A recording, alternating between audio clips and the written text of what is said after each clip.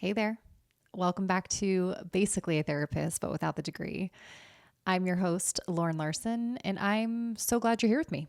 It just makes my little heart so happy because then I'm not just sitting here talking to myself, and that's a good thing. So, before I dive into what this episode is actually about, I want to set the stage for you really quickly. So, it's kind of like gloomy today. It's been raining off and on, there's been some thunder, a little bit of lightning. So, it's just a good day right now, and I'm just thrilled.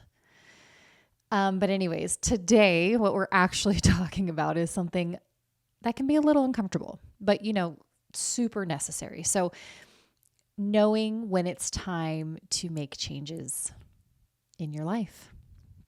And now, listen, I know there are probably some of you that just rolled your eyes at me, and maybe now you're searching for another podcast to listen to. And I get it, because maybe you're feeling like, I don't want to hear this.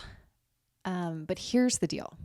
Sometimes the best gift that God gives us is that little nudge, sometimes a giant nudge, saying, honey, this ain't it. We need to do something differently. And maybe you've been feeling that nudge and you've been ignoring it. I, of all people, understand that. So we are not going to ignore this anymore. We're going to turn around and face it instead of run from it any longer. And before you think I'm about to come at you with judgment, I just want to say, absolutely not.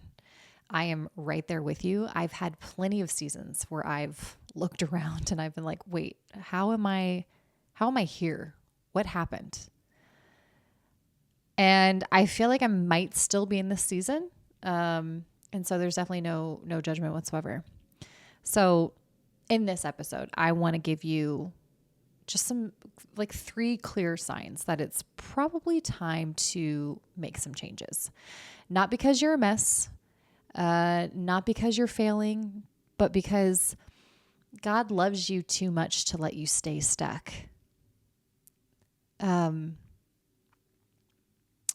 I know it can get really easy to just kind of stay stuck. It can get a little too easy sometimes. But it's not what we're meant to be doing. It's not what we're called to do. Okay, so here is sign number 1, that you're repeating the same patterns and cycles. And I know you know what I'm talking about. It's the same story, same outcomes, same results, just with different people. Like that same relationship issue keeps happening, but it's just with a different person. Or that same conflict at work, it's just with a different boss and or coworkers. Or that same financial issue that you keep running into no matter how many times you promise yourself, okay, not anymore. We're done. Have you ever heard the saying, for things to change, you have to change? It sucks, but it's also kind of a relief, right? Because here's the truth. You bring yourself everywhere you go.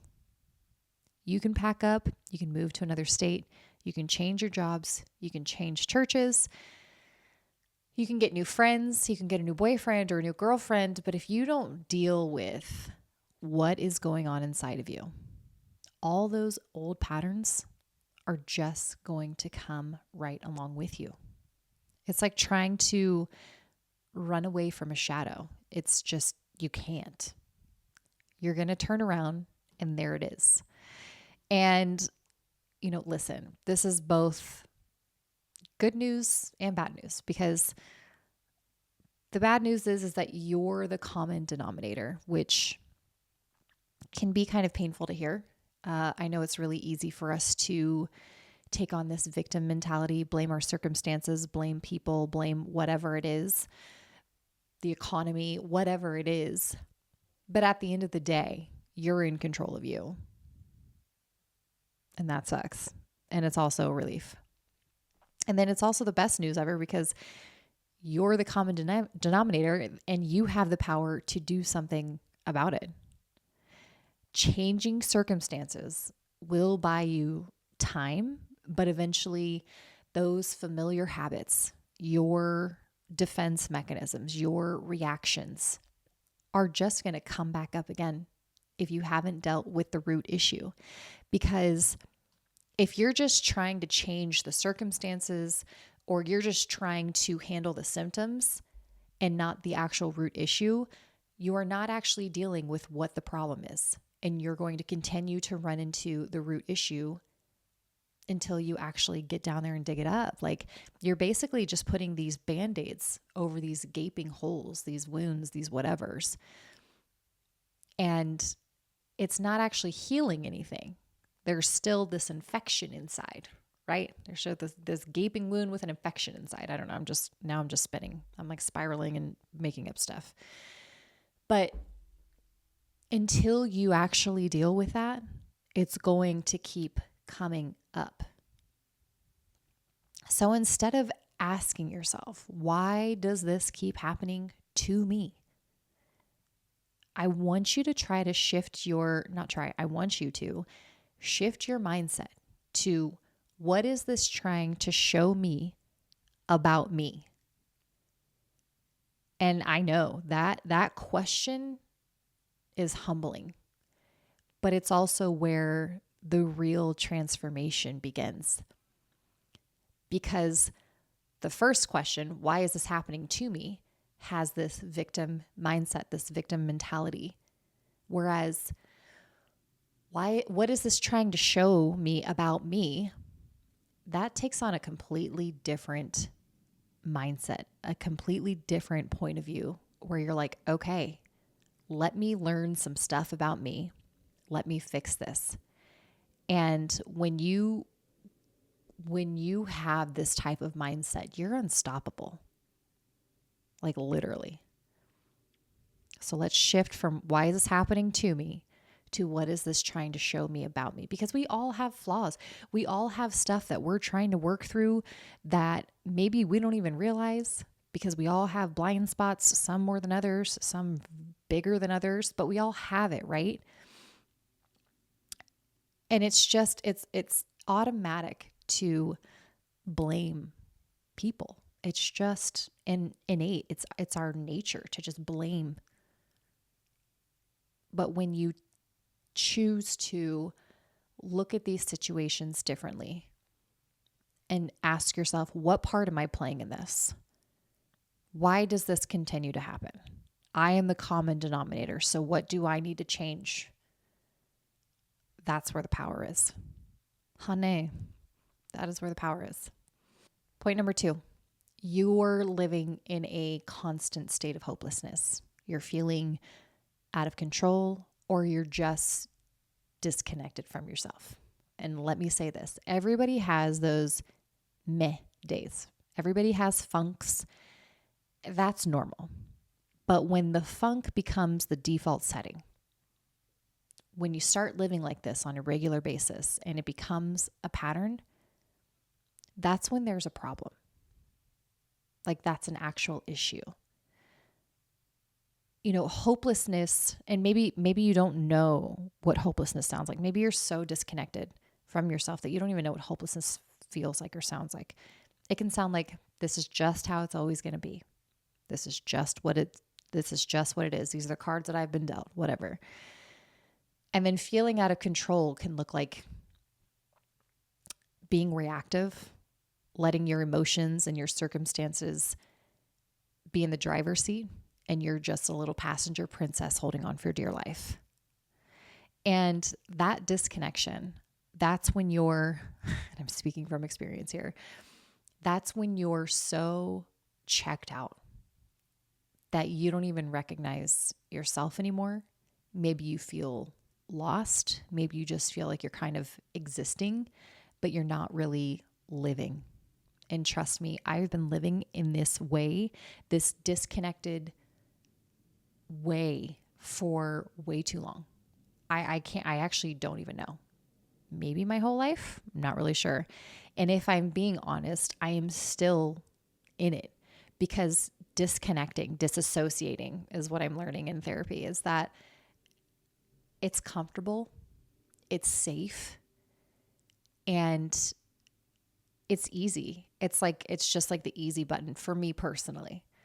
If I'm feeling overwhelmed or whatever, you'll just start seeing me like gaze off. Like the lights are on, but nobody's home. Like I'm checked out and I'm like not even really hearing anybody anymore.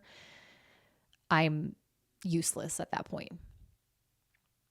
It's like you know, with me being in it, it's like I've neatly packed away my feelings. And then when I'm with my therapist, I'm unpacking them like one at a time. Recently, we've been working through the feeling of disappointment, and I'm still working through it. It's not like I'm like all done and I've healed. Like I don't believe in that. I don't know. I think that no, I'm not going to go there. But I've been sitting with disappointment and what that feels like and what that looks like and how it feels in my body and like what emotions come up, and I've let stuff come out and cry and whatever, and I've processed through some stuff, and I still have a lot of stuff to process through because I'm not going to process through 39 years of whatever in 4 months. Like that's just not what's happening. But now, because I've been so disassociated, disconnected, we're now unpacking the feeling of anger. And I feel like I am starting all over again because I don't realize how angry I am because it's my normal. And here's the sneaky part is we convince ourselves that, oh, this is just how it is. This is just life. Like, oh, I'm just tired or I'm just busy or everybody feels like this or this is normal, whatever. But friend, I want you to hear me. It is not. This is not how God designed you. This is not his design for you. Jesus said he came so that we could have life and life more abundantly. And that doesn't mean that life will be perfect, obviously, and it doesn't mean that it's going to be easy. But it does mean that chronically drained and miserable, angry, hopeless, whatever that is not the norm. Like I can tell you right now that Jesus didn't die on the cross for us to live drained and miserable and hopeless and angry. Like he didn't die for that kind of life for us. So that's doing Jesus a disservice, living like this. So if everything else that I've said is not enough, if you're a follower of Christ, like that right there should be like a little check, a little punch in the jaw. So if hopelessness or disconnection / disassociation feels normal to you, I want you to know, and I want you to hear me out. It is not normal. It is not who you really are, and it doesn't have to stay this way. And this isn't a judgment. This isn't a beating you up. It's about recognizing a signal, because that's what feelings are. They're just meant to be signals. They're not meant to be drivers of our life. They're meant to signal that something in our lives is not right, is misaligned. And these signals are meant to guide you, and they're not meant to shame you. So if you're feeling like this, there's no need for shame. Again, shame, I feel like I say this often, but shame is not from God. That is the enemy. This is just to bring an awareness, maybe like a conviction of like, hey, I need to like work on this. I need to stop letting life happen to me, and I need to happen to life, you know? Last point on this one is maybe you've stopped growing. And don't tune me out here. I'm not saying that you need to be out here running marathons or learning a new language or baking sourdough from scratch. Although if you are, God bless you. I love it. I'm here for it because I wish I enjoyed running and cooking, making food, making my own sourdough, but instead I just buy that. And so that's not what I'm saying, is that you need to be growing and like learning all of this stuff. But here's the thing. Growth is a sign of life. Living things grow. And stagnation is not how we're wired to live. And if your life has felt like autopilot, again, that disconnection, that disassociation, same routines, same frustrations, no spark, same this, same whatever, that can be a red flag. And maybe you can't even remember the last time that you were excited to pursue something or challenge yourself or learn something new. And that's when you know, like, okay, it's time for a change. And let me be clear, growth doesn't have to mean flipping your life upside down and changing everything, moving to a new country or whatever. Like, it doesn't have to look like this. It doesn't have to be something dramatic. Sometimes growth looks like slow or small movements. Sometimes it can look like picking up a new book instead of doom scrolling. That's a tough one. That's a really tough one. Growth can look like going to therapy instead of stuffing your emotions down or just pushing through it or trying harder. Or it can look like instead of complaining, you started praying. Like, that's growth. Again, small steps still count as growth, but no steps. Now that's stagnation.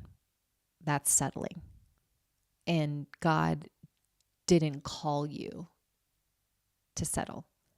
Like I said earlier, He came to bring life and life more abundantly. Like, I feel like that should be a tattoo on our foreheads or something. It's just, that's such a good verse. But I want to provide some like practical takeaways for you. Because if you're anything like me, it's like you hear this stuff and you're like, okay, this is great, but how? And if you're also like me, you're so disconnected from yourself that like you don't even understand or know how to start, where to start, what to do. And maybe you need somebody to say like, hey, maybe try this or maybe do this. I know that that's what I need sometimes. Sometimes I need somebody to just say something and then it like opens the floodgates for me, like, because everything's just so blocked off. So I have a few like journal questions. Again, journaling doesn't have to be where you're just sitting down and writing things down in a book. That's fine. I love that for you if you do that. If you are not like that, maybe it's voice journaling, right? Where it's just like you're on a walk and you're just voice noting, like you're just recording stuff. Whatever helps you like get things out and process instead of letting it all stay up here, like kind of a brain dump. You're brain dumping into a voice memo or onto a therapist or onto a blank page where you're journaling, whatever that looks like for you. But one of the questions that I want you to ask is, where in my life am I seeing the same patterns or cycles repeat? Where in my life am I seeing the same cycles or patterns repeat? And what's the common thread there? Okay. Number 2, in what areas am I feeling hopeless? Am I feeling out of control? Am I feeling disconnected from myself? And this one might be tough. This one might be where you're just kind of sitting there, eyes glazed over and just like, But I want you to sit in it. I want you to sit in that discomfort. I want you to sit in that tension of just trying to figure it out and like listening to yourself. And that's one of the things that I'm learning in therapy is like sitting in that discomfort, sitting and maybe not having the answers or not having the perfect approach or whatever that is. And that's okay. Like, this is between you and you. Like, nobody's there to even like pass judgment on it. And then what does growth look like for me in this season? What does growth look like for me in this season? I like this question so much because it's like, it's subjective, right? It's about you and it's about your life and what it looks like for you, because growth does not look the same for you as it does for me, as it does for me, as it does for you. Like, it doesn't look the same. We're not meant to grow the same. We're not meant to be the same person. It's all subjective. So what does growth look like for me in this season? And what's one small step I can take toward it? Number 4, what root issues might I be avoiding by just changing circumstances instead of letting God change my heart? What root issues might I be avoiding by just changing circumstances instead of letting God change my heart? Maybe you're like a serial habit person. I don't even know what they're called. I know that there's a term for them on TikTok, but the person that's like always starting a new habit or a new hobby or whatever that is. What is that? Maybe it's you changing cities, changing people, changing whatever, chasing whatever instead of sitting with what that discomfort is inside of you. And last journal question. If I could picture my life more aligned with God's best, what would be different? And what's great is we have answers given to us in God's word. Like, God spells it out for us in his Bible, in his word. And we have the Bible to refer to for these things. And I just love that, because it's not like God's like, here, figure it out. It's like, here, I've figured it out for you. I've written it all down for you. I love God. So here are some scriptures that I hope are encouraging to you, that maybe you can sit with this week, write it down on like a sticky note or on your mirror, or have it pop up on your phone, or whatever that looks like for you. And have these scriptures just come up for you to meditate on, maybe even memorize. I don't know about you, but I have been feeling probably within the last week or so to memorize scripture, because I used to do it all the time as a kid. I grew up in church and whatever, and that was something that you did. You memorized scripture. And somewhere along the way, I stopped doing that. And I feel like I'm lacking, because like if I'm feeling like I'm under attack or whatever from the enemy, being able to just recite these things right off the tip of my tongue, and proclaim these things over my life or over somebody else's life is so powerful, instead of like, hold on, let me grab my Bible, or let me pull up my app. And there's nothing wrong with those things. But I think if we equip ourselves to have these things on the tip of our tongue at the ready, we are so much more powerful. And so I hope that that's what these few verses are for you. So Romans 12:2 says, do not be conformed to this world, but be transformed by the renewal of your mind. And this is a reminder that like for things to change, you have to change. And that change starts on the inside. It's not exterior. It's not on the outside. It's not changing our circumstances. It's changing our minds. It's changing our hearts. Philippians 1:6 says, he who began a good work in you will carry it on to completion. And that is so good. And that reminds me of the verse from last week, is that God is always working things together for our good.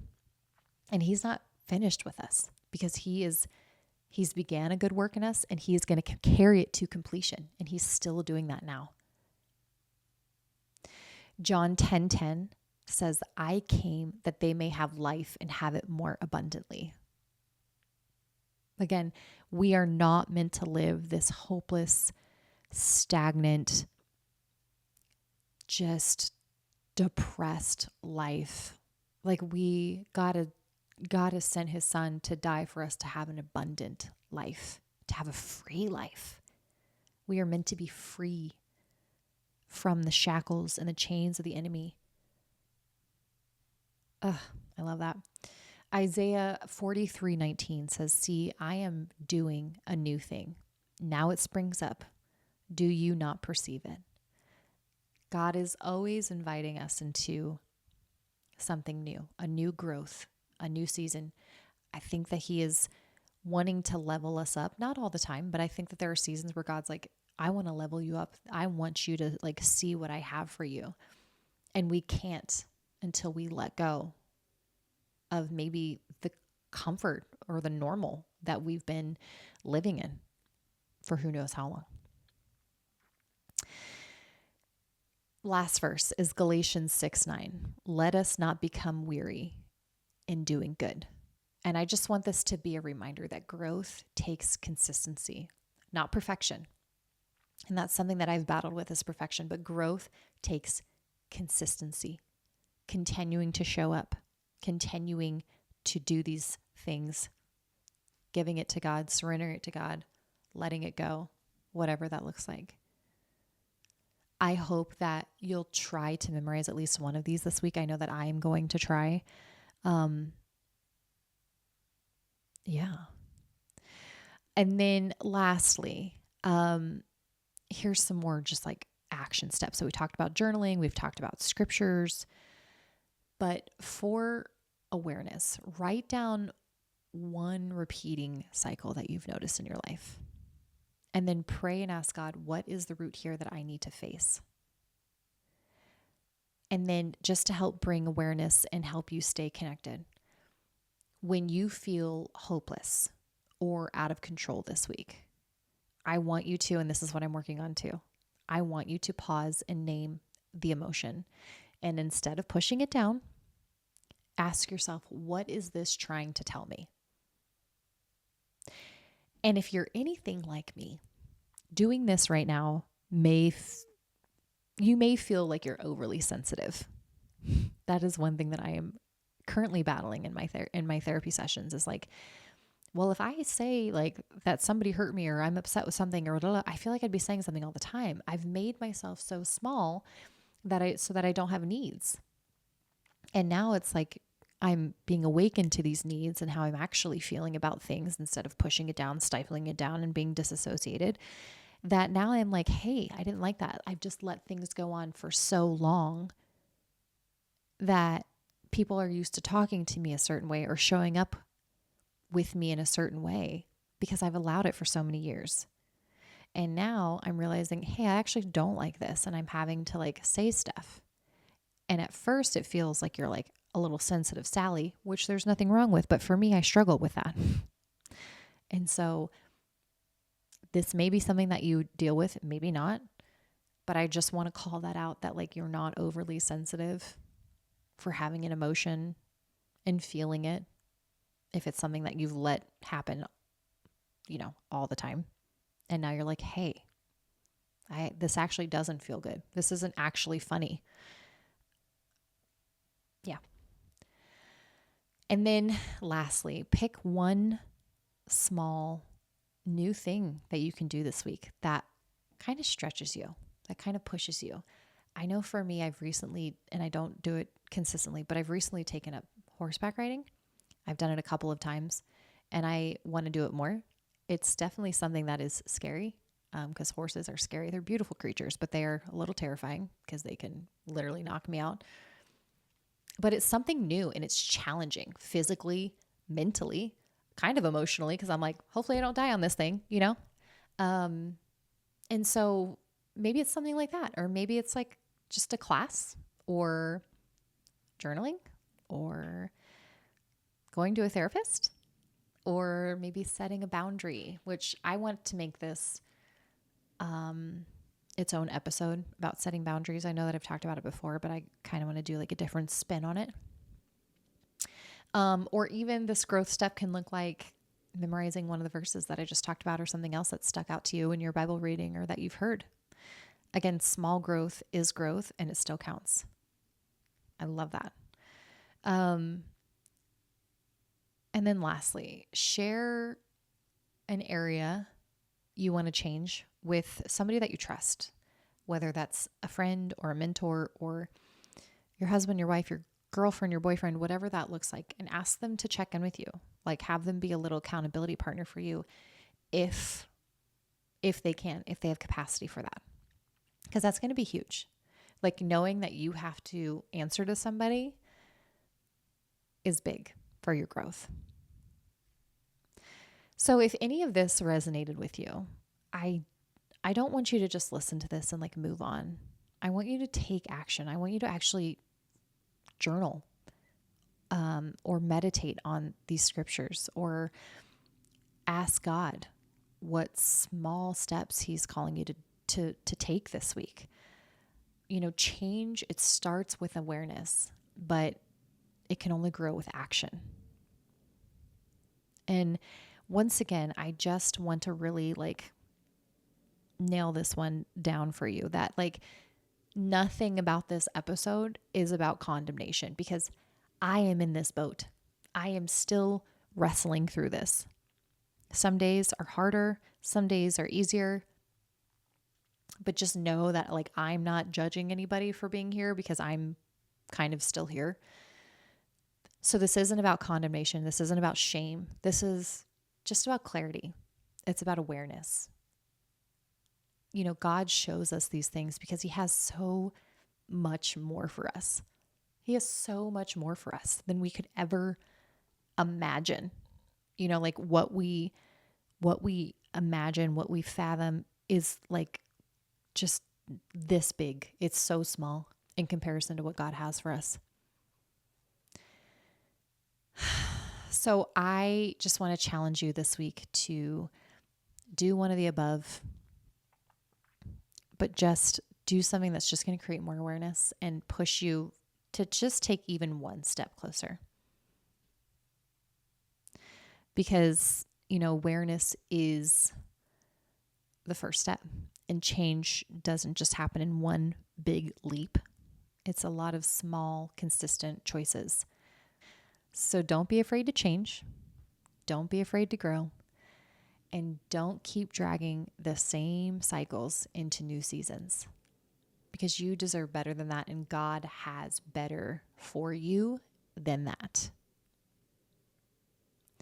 Thank you so much for hanging out with me today. If this encouraged you, send this episode to a friend that you think might need it. Make sure that you've subscribed to the channel, and I'll talk to you next time. Bye.